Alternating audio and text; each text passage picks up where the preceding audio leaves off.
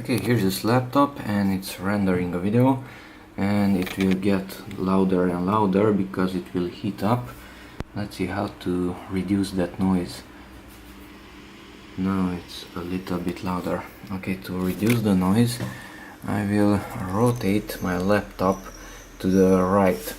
To do that I will put it onto this side. I have only a card reader and a USB on this side and an audio jack, and the heat output is here, so I want to place that one on the top like so.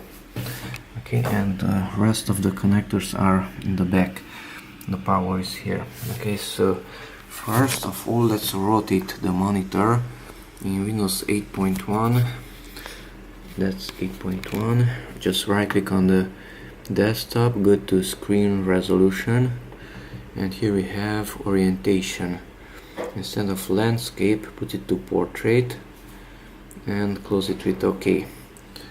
And now everything will rotate to the left or right, to the left. Okay, let's keep the changes. Okay, now the mouse is it's harder to use, so keep changes.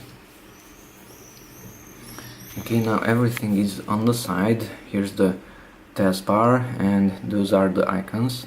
So now we can rotate the entire laptop like so, and we can also use it because everything is in a normal position now.